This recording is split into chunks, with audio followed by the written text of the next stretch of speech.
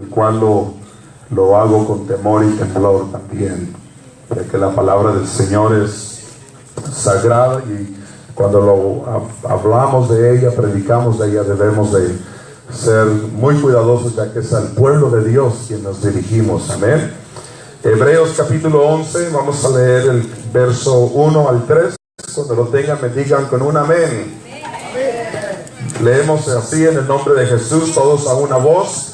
Es pues la fe, la certeza de lo que se espera, la convicción de lo que no se ve, porque por ella alcanzaron buen testimonio los antiguos. Por la fe entendemos haber sido constituido el universo por la palabra de Dios, de modo que lo que se ve fue hecho de lo que no se veía. ¿Qué es la fe? Dice el versículo 1.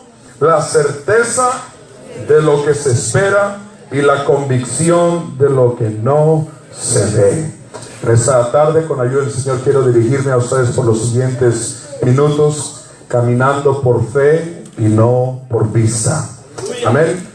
Oremos al Señor y pidámosle que Él nos hable en esta hora. Amantísimo Dios, que estás en el cielo, te adoramos y te exaltamos, oh Dios. Gracias por ese honor, Señor, y privilegio tan grande de poder estar en tu casa.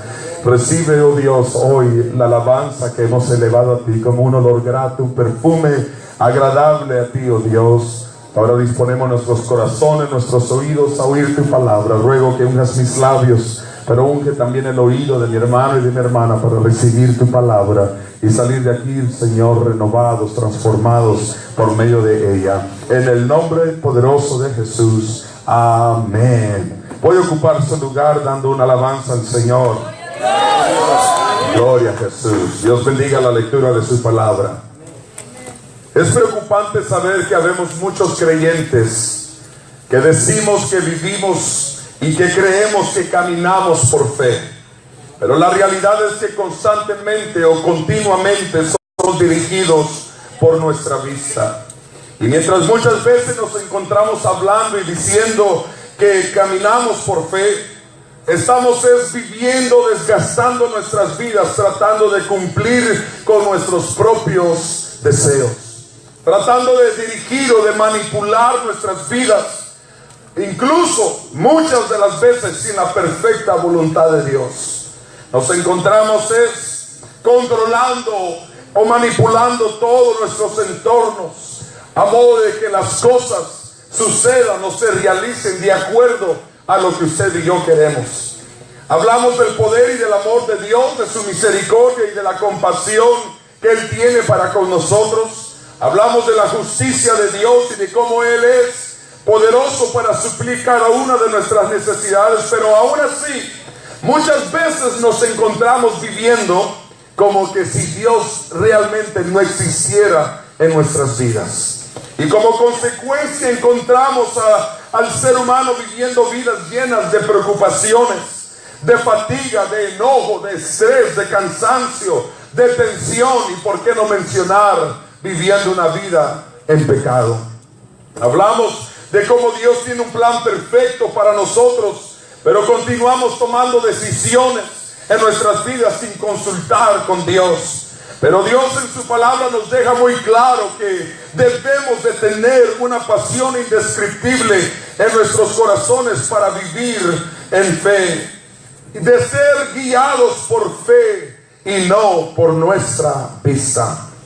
La Biblia declara que todo lo que no proviene de fe es pecado. Y si no proviene de fe, Dios nos hace saber claramente que es pecado y no es de agrado delante de Él.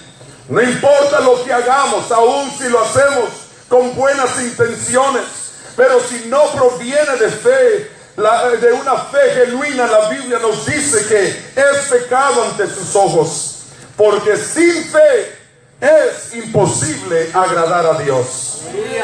Es de suma importancia que usted y yo nos encontremos viviendo y siendo guiados, que seamos dirigidos por la fe que hay en nuestros corazones hacia nuestro Dios. Porque es que la Biblia nos enseña o nos aconseja que vivamos por fe y no seamos guiados por nuestra vista. es que en la Biblia encontramos numerosas historias o escrituras que nos hablan del fracaso que vinieron a la vida de muchos hombres o mujeres porque fueron dirigidos o guiados por su vista. Cuando hablamos de las personas que fueron guiadas o dirigidas por su vista, debemos de acordarnos desde el huerto del Edén, que fue precisamente por el ojo, por la vista, que se introdujo al pecado a la humanidad y con ello la separación entre Dios y los hombres. Fue cuando Eva dice que estaba en aquel huerto y estaba cerca quizás a aquel árbol de la ciencia del bien y el mal, y si la serpiente astuta se le acerca y le dice: con que Dios ha dicho que no debes de comer de ese árbol. Y él ahí sutilmente con sus palabras astutas comienza a engañar a la mujer, al punto que dice la Biblia que Eva vio que el árbol o el fruto de ese árbol era bueno y por lo tanto lo comió. Fue guiada o dirigida o impulsada por sus ojos. Y es ahí donde ella come de ese árbol, de ese fruto, lo lleva a su esposo. Y ahí es donde surge la pregunta, cuando ellos trataban de esconderse de Dios, que Dios les dice: ¿a dónde estás, Adán? Nos damos cuenta que Dios viene primeramente y se dirige al hombre, a pesar de que no fue el hombre que inicialmente comió del fruto, pero se dirigió al responsable, al líder espiritual de la casa, del hogar, diciéndole: ¿a dónde estás, Adán? Y ahí él comienza a culpar no solamente a su mujer, pero a Dios mismo, sino que le dice: la mujer que tú me diste me engañó y comí. Y ahí sucesivamente usted conoce la historia. Pero cuando hablamos de las personas que son dirigidas por su vista, el pecado se introdujo a la humanidad por medio del ojo. También nos habla la historia acerca de un hombre que desde antes de haber nacido ya Dios tenía un plan específico para él, para ser un libertador en medio del pueblo de Israel. Iba a ser un hombre fuerte, un hombre con una fuerza sin igual. Mas sin embargo nos damos cuenta que este hombre llamado Sansón, a pesar de que era un hombre muy fuerte y que tenía la habilidad de destruir a ejércitos, de matar a muchos hombres con la quijada de un asno, de tomar a las 300 zorras y prender todos los sembradillos del pueblo filisteo, había una debilidad en él, y era que su ojo era bastante débil. Y constantemente se pasaba viendo a las mujeres impías, a las mujeres filisteas. Y no solamente se conformaba con verlas, sino que las codiciaba, hasta el punto que él llegaba y le decía a su padre: tómame a esa filistea por mujer. Y su padre le decía: hijo, no hay doncellas en medio de Israel en el que tú puedas fijar tu mirada y que tú puedas enamorarte. Pero nos damos cuenta que él era un hombre débil con sus ojos, que miraba siempre lo que no debía de ver. Y cuando hablamos de él, nos es triste saber que fue precisamente esa debilidad que él tenía que lo llevó a encontrarse, después de ser un hombre que venía y aterrorizaba a los filisteos, vino a ser al que entretenía y hacía reír a los filisteos, porque fue ahí donde cortaron sus cabellos y le llevaron preso, le sacaron sus ojos y lo tenían moliendo, hermano, en la cárcel, ahí burlándose de él. ¿Por qué? Porque se dejó guiar por sus ojos. Cuando hablamos de los ojos, también debemos de recordar al pueblo de Israel que Dios les había dado tremendas promesas. Les había entregado heredades grandes, la tierra prometida. Dios les dijo: yo se las he entregado por heredad. Pero Dios les dice a Moisés: escoge a 12 hombres que vayan y puedan explorar la tierra que yo les he entregado. Y cuando ellos llegaron a aquella tierra, la Biblia declara que ellos vieron que era buena, había buen fruto en ella, había leche y miel, era un lugar, hermano, único para vivir. Pero se dejaron guiar por sus ojos también, y es ahí donde perdieron la esperanza, la confianza de lo que Dios les había dicho, porque dice que miraron gigantes y ellos dijeron: a nuestro parecer parecemos langostas al lado de ellos. Se dejaron guiar por sus ojos y se olvidaron de la palabra declarada de parte de Dios para ellos. Yo les he entregado esa tierra por heredad. Yo se las he dado, es de ustedes. Pero no atendieron a la voz de Dios, sino que se dejaron guiar por sus ojos y dijeron: es imposible conquistarla porque hay gigantes. ¿Se da cuenta lo que pasa cuando el hombre es guiado por sus ojos? Lo único que se encuentra es con fracasos. Lo único que se encuentra es con destrucción. Lo único que se encuentra el hombre cuando es guiado por su vista y no por la palabra de Dios es que va a encontrar estancamiento, va a encontrarse con barreras o con límites. Pero una persona que vive y que camina en fe en Dios, de acuerdo a la palabra del Señor, dice: yo sé que con mi Dios yo saltaré muros. Yo sé que lo imposible Dios lo va a convertir en una realidad. Y aunque hayan gigantes, Dios es más grande y más poderoso. Pero el hombre que camina con fe, rápido cruza sus brazos, rápido, hermano, cuelga la toalla y dice: no hay nada que yo pueda hacer, porque está siendo guiado por sus ojos. Ahora debemos de examinar entonces nuestra vista, nuestros ojos espirituales. Porque de acuerdo a nuestros ojos se encuentra, dice Mateo, nuestra alma. La lámpara del cuerpo es el ojo. Así que si tu ojo es bueno, todo tu cuerpo estará lleno de luz. Pero si tu ojo es maligno, todo tu cuerpo estará en tinieblas. Así que si la luz que en ti hay es tinieblas, ¿cuánto no serán las mismas tinieblas? La lámpara del cuerpo es el ojo. Y si tu ojo está bueno, dice que todo tu cuerpo estará lleno de luz. Pero si tu ojo está malo, todo tu cuerpo se encontrará en tinieblas. Ahora mire lo que pasa también cuando somos guiados por nuestros ojos. La Biblia nos declara de un hombre el cual tenía el corazón de Dios. Aquel hombre que escribió cientos de salmos que glorificaban y adoraban el nombre de nuestro Dios. Pero acontece que en el tiempo que salían los reyes a la guerra, hermano, dice la Biblia que David envió a Joab, hermano, y con todos sus siervos y a Israel para que pelearan contra los amonitas. Pero David decide quedarse en su casa. Y un día al amanecer, él viene a pasearse por el terrado de su casa. Estaba él ahí caminando, paseándose y mirando quizá todo el reino que él había alcanzado poder construir. Porque estaba viendo todas las bendiciones que Dios le había dado. Y dice la Biblia que mientras que él paseaba, miró a una mujer que se estaba bañando, la cual era muy hermosa. Pero no le satisfació solamente verla, sino que al momento que la vio también la codició y la mandó a llamar, no teniendo en cuenta que esa mujer llamada Betsabé era la mujer de un hombre que se encontraba peleando en la guerra para defender su reino. Y él se allegó a ella pecando delante de Dios. ¿Por qué? Porque se dejó guiar por sus ojos.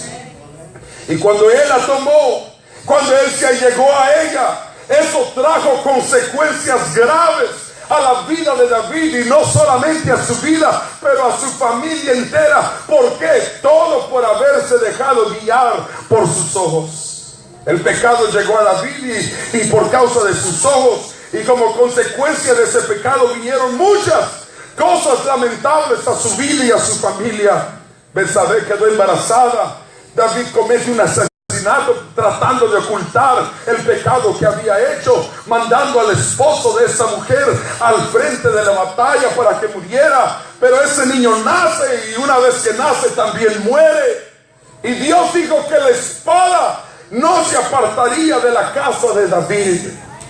Y todo fue a traer una situación, un caos familiar en su casa, a convertirse en una familia disfuncional. ¿Por qué? Porque el hijo de David, llamado Amón, fue violando a su hermana.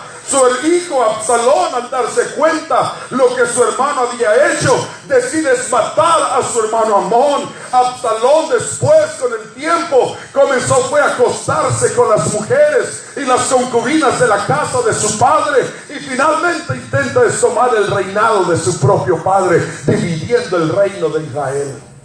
Todo esto vino por un hombre que se dejó guiar por sus ojos, que no estaba viviendo en un momento preciso, guiado por la palabra del Señor. Se desconectó de esa fe, de esa seguridad en el Señor, y comenzó a confiar en su propia fuerza, en sus propias habilidades, pero cayó delante de los ojos de Dios y tragedias llegaron a su familia. Y cuando somos guiados por nuestra vista, es imposible que podamos vivir para Dios, y sobre todo que le podamos agradar y que podamos cumplir con el propósito de Dios en nuestra vida. Cuando somos guiados por nuestra vista, es solamente cuestión de tiempo donde permitiremos que el pecado se introduzca en nuestra vida, y como consecuencia encontraremos muchas decepciones. Un hombre que se deja guiar por sus ojos puede fácilmente perder su hogar, perder su familia. Una mujer que se deja guiar por sus ojos puede fácilmente destruir todo su casa y destruir su vida completa. Pero lo más triste es que cuando somos guiados por nuestros ojos, no llegamos a entenderlo en el momento, pero surge una separación entre nosotros y nuestro Dios. Pero es ahí donde el apóstol Pablo dice: no caminen por vista, no se dejen guiar por sus ojos. Ustedes tienen que caminar con fe, siempre viviendo y guiados por la palabra del Señor. ¿Cuántos dan gloria al Señor? Y cuando vamos al oculista, nos hace exámenes, ¿verdad? Y tapes el ojo derecho y tapes el ojo izquierdo, y léame la línea número 5, y ahí está uno esforzándose para leerlas todas para que no le pongan esos anteojos, hermano. Pero también debemos de examinar nuestra vista espiritual, nuestra visión. Y ahora tal vez usted se pregunte: ¿cómo puedo saber que estoy siendo guiado por mi vista y no estoy viviendo por fe? Usted está viviendo guiado por su vista cuando usted acepta el reporte médico y se olvida de la promesa de Dios. Él ha dicho que llevó nuestras enfermedades en la cruz del Calvario. Pero cuando el médico le dice: usted tiene esto, le da el diagnóstico de la enfermedad o de la infección que hay en su vida, y usted se deprime, y usted se aflige, usted se angustia, usted está siendo guiado por su vista y no está viviendo en fe. Porque si usted camina por fe, usted no escucha el reporte médico, sino que usted dice: diablo mentiroso, Dios ya llevó toda mi enfermedad, Él ya llevó todas mis dolencias en la cruz del Calvario, y usted en ese instante se declara sano, porque usted vive y camina por fe. Usted vive dirigido por su vista cuando deja que las personas alrededor suyo vengan a influenciarlo y vengan a opacar su vida. Es ahí donde usted no está viviendo bajo la palabra del Señor, porque entonces usted deja que la persona que viene a usted y se acerca a usted venga a afectar sus emociones, a afectar su fe. Cuando alguien viene y le dice: no, yo creo que no hay esperanza para tu familia, yo creo que con ese muchacho realmente va a terminar expreso, tal vez va a terminar hasta muerto. Pero usted no vive de acuerdo a esas palabras, sino que usted vive de acuerdo a la palabra de Dios, que Él ha prometido que nuestra casa Él las va a guardar, que nuestros hijos son herencia de Él y que los va a usar para su reino y para su gloria. Usted vive de acuerdo a su vista cuando se preocupa por los problemas, cuando se preocupa por las situaciones adversas que se levantan en contra suya. Pero usted vive por fe cuando viene la marea, con aquellas olas y con aquellos vientos, y usted dice: yo sé quién es mi capitán, yo sé que conmigo está el Todopoderoso, y no va a haber nada que venga a dañarme, no va a haber nada que venga a destruirme, porque Dios está conmigo. La Biblia La palabra de Dios declarada sobre nosotros, hermano, viene es para que usted pueda mantener su mirada en alto en medio de las pruebas y no para que sea derrumbado en medio de las pruebas. La palabra de Dios debe de venir a ser para nosotros esa ayuda, esa fuerza que nos ayuda a enfrentar toda adversidad con la mirada en alto. Y aunque vengan fuegos impetuosos, aunque vengan ríos en contra nuestra, usted se recuerda de esa palabra: el fuego no quemará en ti y las muchas aguas no te dañarán, porque yo estoy contigo. Para eso es la palabra del Señor. Pero por lo tanto, Jesús dijo: si tu ojo derecho te es ocasión de caer, sácalo y échalo de ti, pues mejor te es que se pierda uno de tus miembros y no todo tu cuerpo sea echado al infierno. Nuestros ojos son muy débiles. A ver, varones, ¿cuántos tienen ojos débiles? No me venga muy espiritual hoy, porque mire que la Biblia habla que había un hombre recto, perfecto, temeroso de Dios. ¿Sabe de quién le hablo? De Job. Usted lee el libro de Job, capítulo 1, dice que había un hombre que era perfecto, temeroso de Dios y recto en todos sus caminos. Mas sin embargo, ese hombre se encontró bajo la necesidad de decir en una ocasión que hizo pacto con sus ojos de no mirar a las mujeres vírgenes. Es decir, que todo hombre tiene esa debilidad, que sus ojos rápido comienzan a hacer viscos así. Usted sabe lo que es. Y no hablo solamente de mirar al sexo opuesto, pero a veces nuestros ojos son guiados para codiciar cosas terrenales de este mundo, pero debemos es de estar nosotros mirando las cosas invisibles, las cosas que no podemos ver con nuestros ojos naturales, las cosas que Dios ha prometido para nosotros. Jesús dijo: si tu ojo te es ocasión de caer, pues sácalo, échalo de ti, porque es mejor que llegues allá al cielo sin un ojo y no al infierno con todos tus miembros. Y cuando hablamos de milagros en la Biblia, los milagros que más están registrados en ella es que hubieron más ciegos sanados que cualquier otra enfermedad. Más ciegos hay registrados en la Biblia que fueron sanados que cualquier otra enfermedad o incapacidad en la vida de un ser humano. Y los ciegos, por su incapacidad de no poder ver, tienen que depender totalmente de sus otros sentidos, desarrollando así más el sentido del tacto y el sentido del oír. Los ciegos ahora se les facilita más el poder comunicarse y el poder orientarse a donde se encuentran, y es por medio de la escritura o de un sistema de escritura y de lectura llamado braille. Es ahí donde usted llega al cajero o a los hoteles, o llega a un lugar y hay unos puntitos, ¿verdad? Y llegan los ciegos, las personas incapacitadas, y ponen sus manos y comienzan a tocar esos puntos y distinguen a dónde se encuentran, o qué número o en qué cuarto se encuentran. Eso se llama, hermano, braille.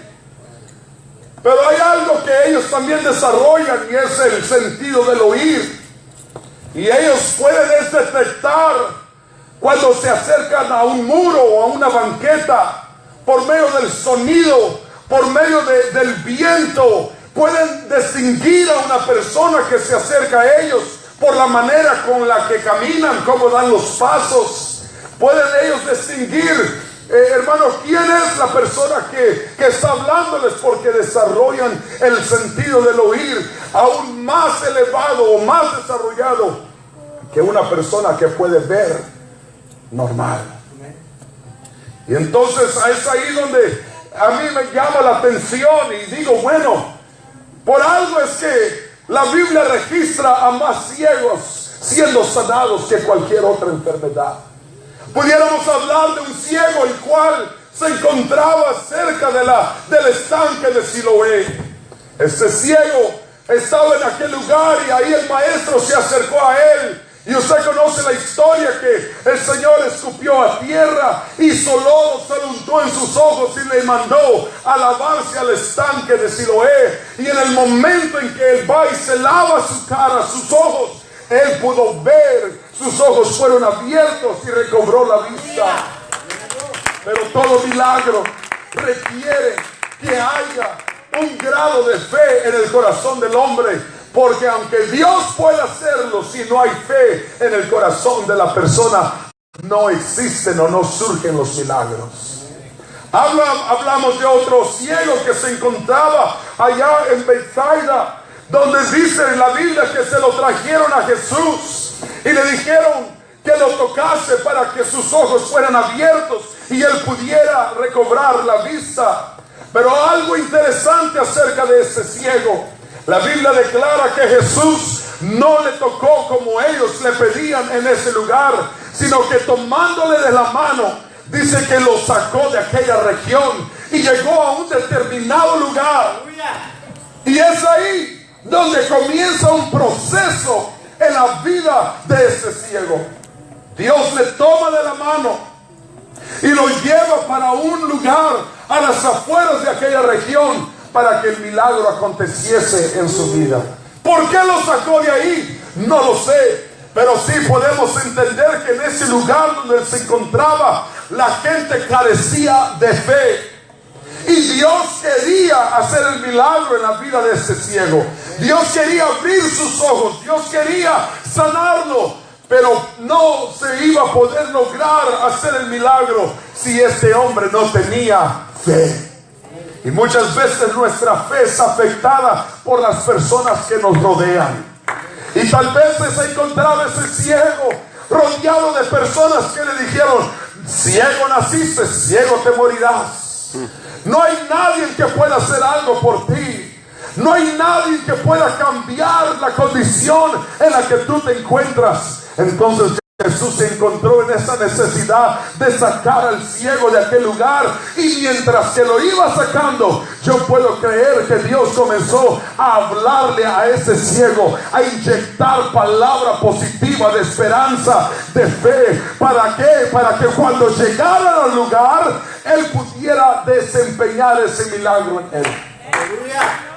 Entonces, cuando llegan a aquel lugar, surge algo, y es que Jesús no escupió a tierra como lo hizo con el ciego del estanque de Siloé.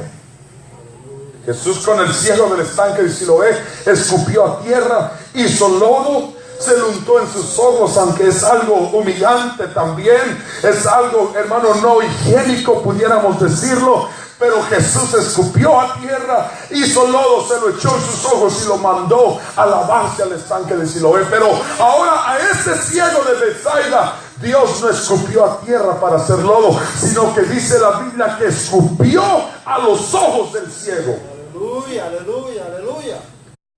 Yo creo que tal como es hoy, era en aquellos días. Escupirle la cara a alguien es algo degradante, es algo humillante, es algo donde vienes a probar realmente tu carácter. ¿Cómo reaccionarías tú si el Maestro, Dios manifestado en carne, te hubiera escupido en la cara?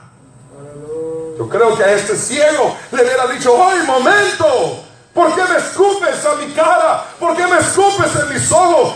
Aquel ciego tú escupiste esa tierra y le untaste el lodo y le mandaste a lavar, pero ahora, ¿cómo me humillas de esta manera? Yo quiero decirle que muchas veces, para poder recibir el milagro de parte de Dios, el proceso es doloroso, el proceso va a ser humillante, el proceso va a venir realmente a probarnos para ver si realmente estamos nosotros listos para poder recibir el milagro de parte de Dios. Yo no sé en qué etapa de tu vida te encuentras, en qué etapa del problema familiar o económico, hermano, tú te encuentras. Quizás se sientes de lo más bajo, lo más humillada, has quizás sufrido, y quizás tú diciendo: Señor, haz el milagro. pero no va mejorando las cosas, sino antes se están poniendo peor. Oh, yo vengo a decirte, solamente soporta la prueba, solamente resiste un momento más, porque el maestro sabe lo que él está haciendo. El maestro sabe lo que él está haciendo con tu vida. No reniegues, no te quejes, solamente sopórtala. Pero ahora el Señor le escupe y le hace una pregunta al ciego: ¿qué miras? Y le dice: veo a los hombres como árboles. Es decir, me has humillado tanto, escupiéndome a mi cara, y aún no puedo ver con claridad. El milagro no se ha cumplido en su totalidad, sino que estoy viendo a hombres que caminan como árboles. Tanto sufrimiento, tanta humillación para solamente mirar ahí un poco opaco, no mirar con claridad. Pero el Señor entonces en aquel momento le puso sus manos en los ojos y le dijo: recobra la vista. Y en ese instante sus ojos fueron abiertos. ¿Por qué? Porque había fe en su corazón. Ahora, hay una pregunta que yo me hago, y es ¿cómo es que había tanta fe en los corazones de estos ciegos en Dios, que creían que Dios les podía sanar si no podían ver nada? Porque hay muchos Santo Tomases, aún en estos días hay muchos Tomases. ¿Cuál es cuál es la actitud de don Tomás? Si no veo, no creo. Estos ciegos no habían visto nada. No habían visto los milagros, los prodigios que el maestro había hecho. ¿Cómo es posible que ellos podían creer que Dios podía hacerlo? Aleluya. Yo doy gracias a Dios que la fe no es aumentada ni es fortalecida de acuerdo a lo que yo veo, sino que la fe aumenta y crece de acuerdo a lo que yo escucho. Estos ciegos eran ciegos, no podían ver, pero no eran sordos, podían escuchar. Y ellos oían que Jesús había sanado a los leprosos. Ellos oían que Jesús había resucitado a los muertos. Ellos oyeron que Jesús había sanado a los paralíticos. Y ellos escucharon que Jesús tenía un poder sobrenatural. Y ellos dijeron: si pudo limpiar a los leprosos, si pudo levantar a los muertos, si pudo levantar a los paralíticos, ¿cuánto más Dios no podrá abrir mis ojos y yo poder recuperar la vista? ¿Cuántos tienen fe en esta noche? ¿Cuántos tienen fe en esta noche? ¿Cuántos creen que Dios puede hacer algo en esta noche? ¿Usted vino a la casa de Dios necesitando algo de Dios, sí o no? Bueno, le voy a mencionar algo: que la fe sin obras es muerta. Usted puede tener una gran cantidad de fe, pero si a esa fe usted no le pone acción, no le pone hechos, no le pone obra, es muerta su fe. Necesitamos que a esa fe que hay en nuestros corazones para con Dios le pongamos acción, que actuemos, que hagamos algo para poder ver la gloria de Dios. La Biblia me habla de este otro ciego llamado Bartimeo, que la Biblia declara que este ciego se encontraba, hermano, sentado a la entrada de la ciudad, mendigando por una limosna. Sus familiares posiblemente lo llevaban y lo colocaban ahí en un lugar para que se sentara a pedir una ayuda, a pedir una limosnita para poder ayudar el sostenimiento de él. Y ahí se encontraba el ciego Bartimeo, pero él comenzó a escuchar que Jesús estaba ahí cerca de donde él estaba. Ese tal Jesús que él había oído, que había sanado unas horas antes o unos días antes a la mujer que había llegado con un flujo, pero que ella se tiró al suelo para tocar el borde de las vestiduras del maestro, y en ese instante fue sanada. Ese ciego Bartimeo que estaba ahí mendigando una limosna, escuchó que Jesús había entrado a la casa de Jairo, donde la hija de Jairo estaba gravemente enferma, que eventualmente murió. Pero Jesús entró y declaró una palabra: Tabita cumi, a ti te digo, levántate. Y dice la Biblia que en aquel instante el cuerpo de esa niña se incorporó, recobró vida, se levantó. Entonces ese ciego Bartimeo, estando ahí sentado, él dijo: esta es mi oportunidad, esta es mi oportunidad, esta es mi oportunidad. Yo necesito que Jesús se acerque a mí, yo necesito que Jesús me mire, porque yo creo que Él puede hacer algo en mi vida. Y dice la Biblia que Él comenzó a hacer algo, comenzó a dar voces diciendo: Jesús, Hijo de David, ten misericordia de mí. Jesús, Hijo de David, ten misericordia de mí. Pero ¿saben? Los discípulos, los que seguían a Jesús, le dijeron a este ciego: cállate, no grites tanto, no molestes al maestro, no interrumpas al maestro, ya, cállate. Pero dice que entre más le decían que él se callara, más él alzaba la voz, más él gritaba: Jesús, Hijo de David, ten misericordia de mí. Había una multitud que le seguía al maestro, y dentro de esa multitud se encontraban muchos personajes. Se encontraban los fariseos, los hipócritas que llegaban solamente a Jesús para buscar ocasión de prenderle, a criticar todo lo que el maestro hacía. Usted sabe que de todo hay en una reunión, ¿verdad? De todo hay. Aquí no, aquí yo sé que todos son honestos y sinceros, pero en una reunión es muy normal que haya más de uno que llegó solamente así, ¿verdad? ¿Te fijaste? ¿Miraste lo que se puso? ¿Te diste cuenta lo que dijo? ¿Viste los gestos que hizo? Usted sabe. No, yo sé que aquí no, pero han oído de otros lugares. Aleluya, el poder de Jesús. Y entre eso ahí se comienza a hacer el ruidito, ¿verdad? Y el ruido comienza a elevar. Y ese ciego con esos gritos tenía que sobrepasar el bullicio que había para que la voz de él fuera oída por Jesús.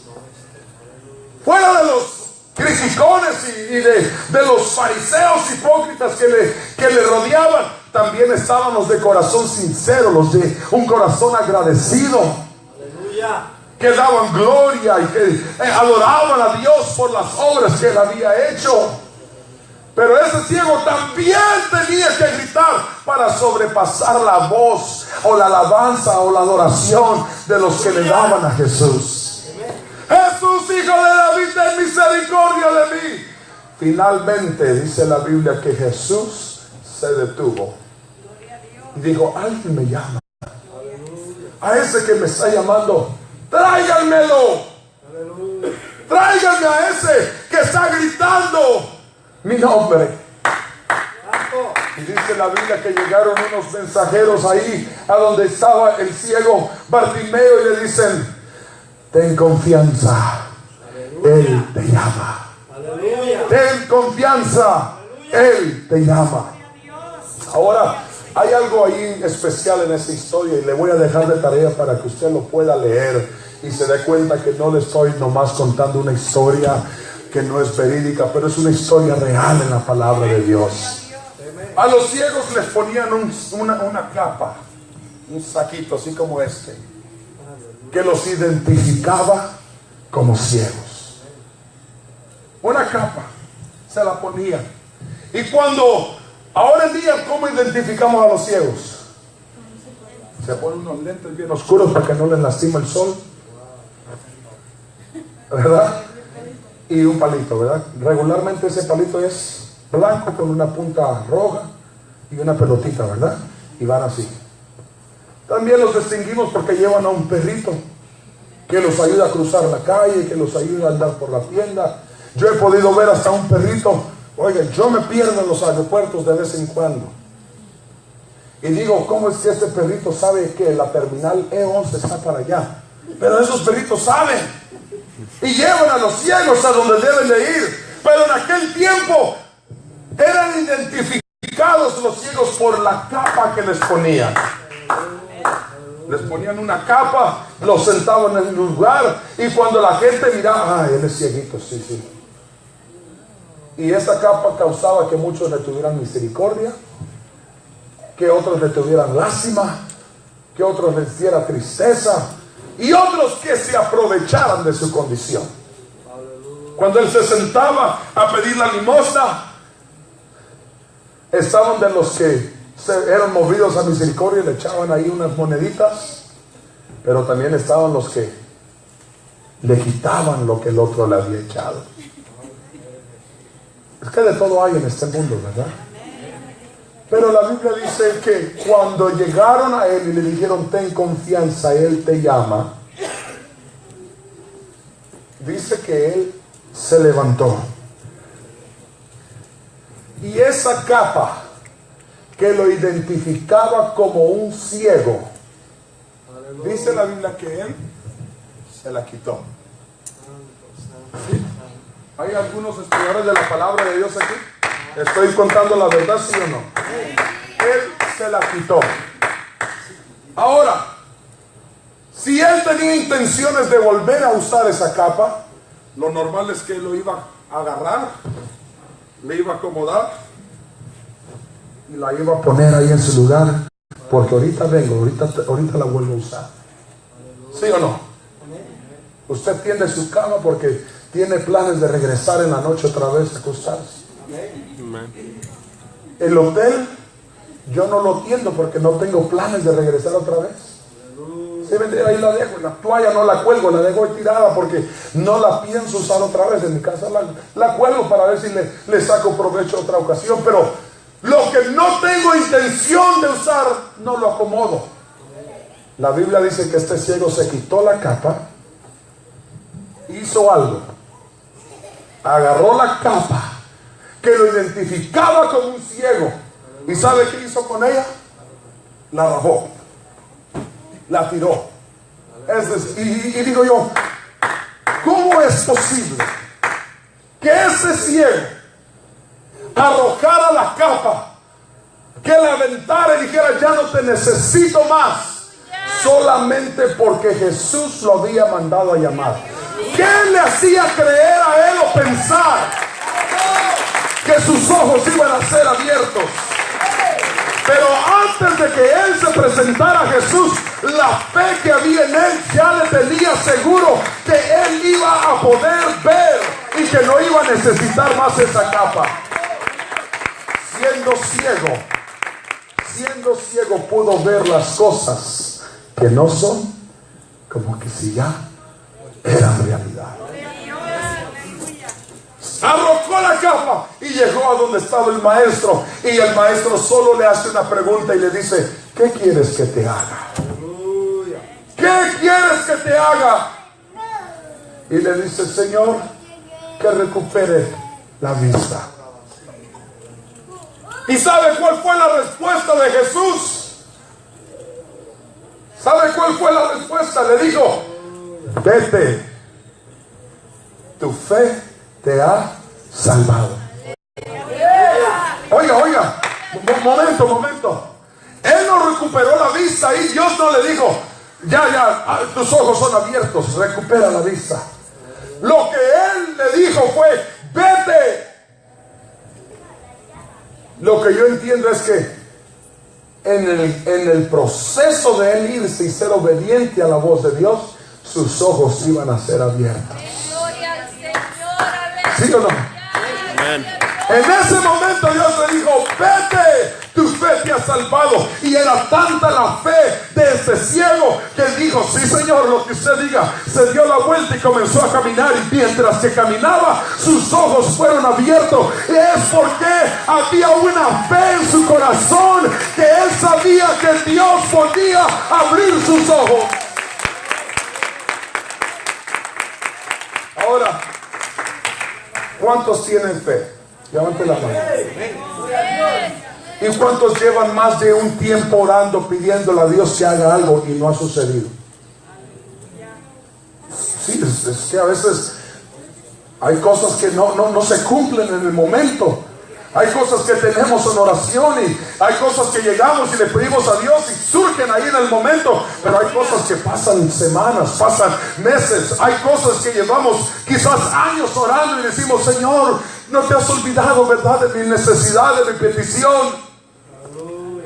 Pero mira, hay algo que a veces viene a detener que el milagro no surja. ¿A dónde dejaron mi capa? Aleluya, aleluya, aleluya.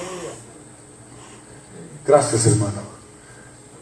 Póngase a pensar a ese problema que usted tiene, cómo a usted se ha adueñado de ella.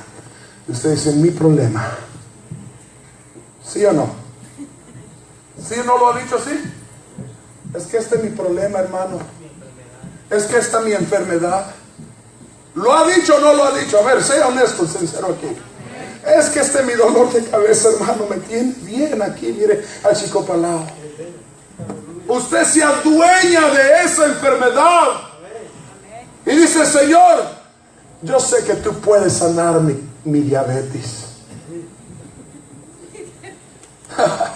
Señor, yo sé que tú puedes resolver mi problema, Señor.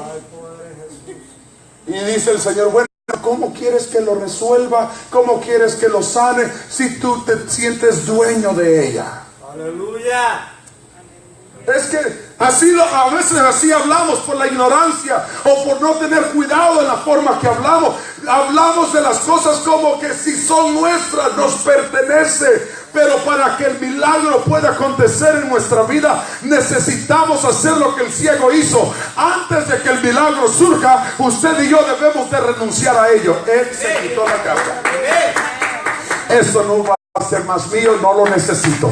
Lo voy a tirar porque el maestro me ha mandado a llamar y yo sé que el milagro va a acontecer. Hay alguien en esta hora que necesita meter su carta de renuncia a esa enfermedad, meter su carta de renuncia a ese problema y decirle: no más, he llegado a la casa de Dios y aquí te queda, porque voy a salir de aquí diferente. Voy a salir de aquí sano, voy a salir de aquí liberado, voy a salir de aquí sin problema, porque el maestro me ha mandado a llamar.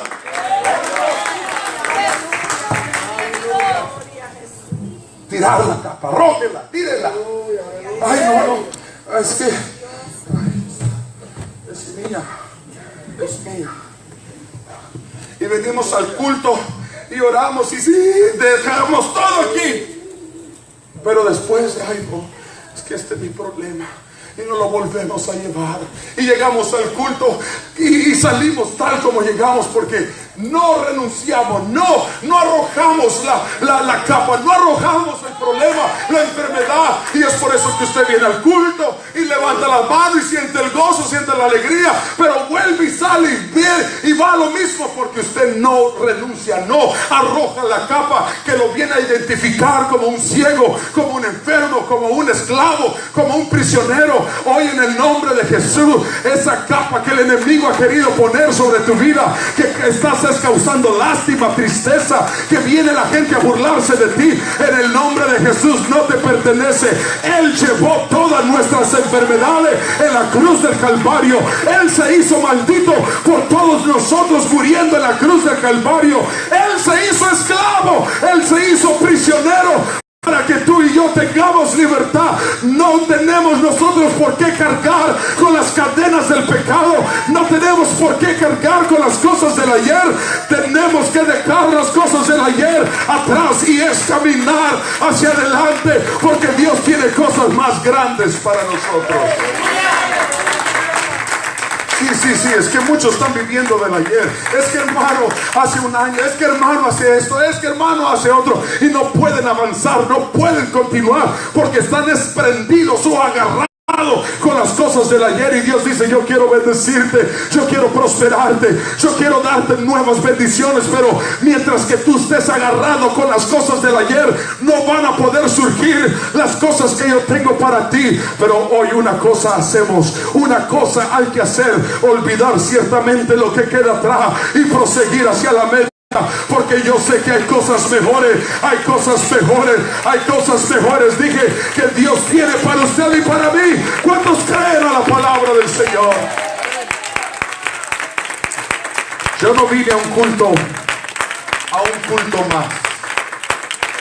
Cuando yo llego a la iglesia no vengo a ver qué es lo que Dios va a hacer. Yo vengo ya listo para recibir lo que Dios va a hacer. Yo no vengo para ver qué es lo que cuentan o qué es lo que dicen o cómo me vienen a motivar o solamente a levantar mis emociones. No, cuando yo vengo a la casa de Dios digo, Señor, yo me voy a poner en posición de milagro, porque yo sé que algo puedes hacer. Yo me voy a poner en el lugar de que tengo que estar para que tu gloria se pueda manifestar en mi vida.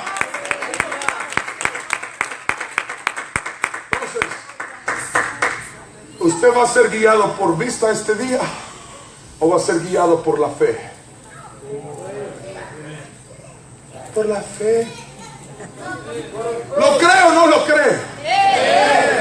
¿Usted va a venir a este altar hoy dirigido por su vista o va a venir dirigido por su fe? Por su fe. No, es que yo tengo fe, pero aquí me voy a quedar en mi lugar. Usted no está accionando. Todos los que recibieron un milagro tenían fe, pero actuaron. Una se tiró al piso y comenzó a arrastrarse a llegar a donde estaba Jesús. Hizo algo. El otro ciego fue escupido por el maestro con lodo en sus ojos, pero fue al estanque a lavarse la cara. Hizo algo. Este otro ciego comenzó a gritar: Jesús, hijo de David, ten misericordia de mí. Hizo algo. Hay muchos que dicen: yo tengo fe, pero no hacen nada. No hacen nada. Y entonces el milagro no acontece. Pero si usted quiere hoy que la obra de Dios, que el milagro de parte de Dios acontezca en su vida, necesita acción. Necesita acción. Va a haber uno que le diga: cállate, cállate, cállate, pero usted va a gritar con más fuerza. Va a haber otro que le va a decir: oye, quítate, como aquella mujer tuvo que recibir quizás una patada, tuvo que recibir un empujón, tuvo que recibir una zancadilla, pero usted va a decir: no, no, no, allá está Jesús y yo voy en dirección hacia Él, porque sé que hay algo que va a salir de Él, que va a causarle el cambio en mi vida. ¿Qué es lo que usted está dispuesto a hacer en esta noche para que el milagro acontezca en su vida? ¿Qué está dispuesto a hacer? La palabra de Dios está dicha. Ya no depende del predicador ni de la palabra misma, depende de lo que usted haga. Este altar está abierto. Este lugar está aquí lleno de la misma gloria de Dios, y usted es el que toma la decisión de cómo va a salir de aquí, de cómo usted va a regresar a su casa, de cómo usted va a regresar a su hogar, de cómo usted va a regresar a la escuela, de cómo usted va a regresar al trabajo. Depende de usted el que hoy ponga acción a su fe y venga a este altar. Y si tiene que gritar, pues grite. Si tiene que llorar, pues llore. Si tiene que arrastrarse, pues arrástrese. Haga lo que tenga que hacer con tal de llamar la atención de Jesús. Oh, aquella mujer hizo que el maestro se detuviera y dijo: ¿quién me ha tocado? Porque virtud salió de mí. Aquel ciego que gritó hizo que Jesús se detuviera y dijera: mándenme a llamar a ese hombre que me clama, a ese hombre que me grita. ¿Quién va a ser usted hoy para que el maestro se detenga y venga a su vida y le diga a usted personalmente: ¿qué quieres que te haga? Aleluya. Gloria al nombre de Jesús. Gloria, gloria. Llama la atención de Dios, hermana. Llama la atención de Dios. Y oh, el maestro va a venir y va a decir: hija, ¿qué quieres que te haga? Hijo, ¿qué quieres que te haga? ¿Qué puedo hacer hoy por ti? Y tú le vas a decir: Señor, mira a mis hijos, mira mi matrimonio, Señor, mira a mi esposo, mira a mi esposa, Señor, mira esta enfermedad, Señor, hoy necesito una intervención tuya en mi vida. ¿Habrá alguien que pueda clamar en esta noche? Habrá un joven que pueda clamar hoy a Jesús y decirle: Señor, mira a mi padre que posiblemente no está en este hogar, en este lugar.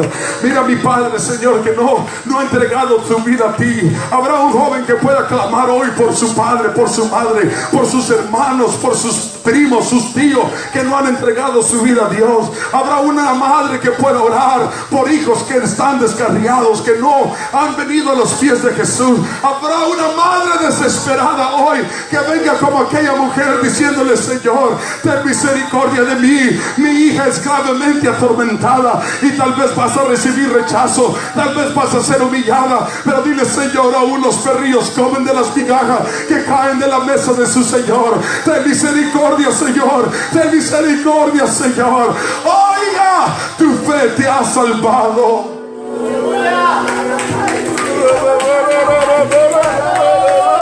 Que se le oiga ese clamor, iglesia. A ver, levante ese clamor. Levante ese clamor. Yo lo que sé es que un corazón contrito y humillado no desprecias tú, oh Dios.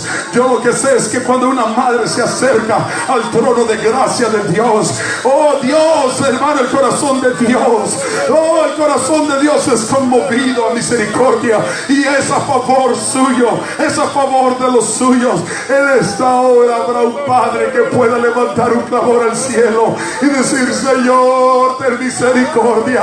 Señor, en esta hora, Señor, aquí estoy. Hay promesas de parte de Dios que son tuyas, y el enemigo ha querido venir a detener que el milagro acontezca. Él ha venido a ponerte una capa, Él ha venido a ponerte esa capa de lástima, esa capa de derrotado, esa capa de que tú no vas a poder, que no lo vas a lograr. Pero en el nombre de Jesús hoy arroja la capa. Dile: no, no, no, yo no soy una estadística más. Mi familia no va a ser una más de las que va a llegar a la corte del divorcio. No, hay promesa de parte de Dios, y mi familia, Dios nos unió y unidos vamos a permanecer. Este hijo que Dios te ha dado es mío, es de Dios.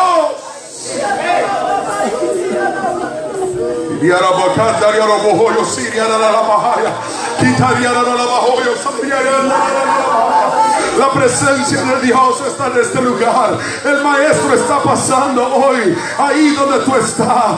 Los ojos de Dios están sobre este lugar. Atentos están los oídos de Dios a tu oración, a tu clamor. ¡Clámale!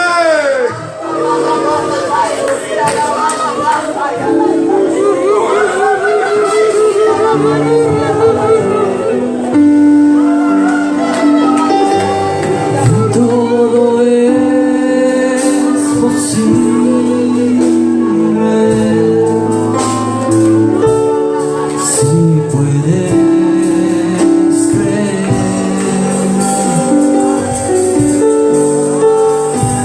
y todo es posible si puedes.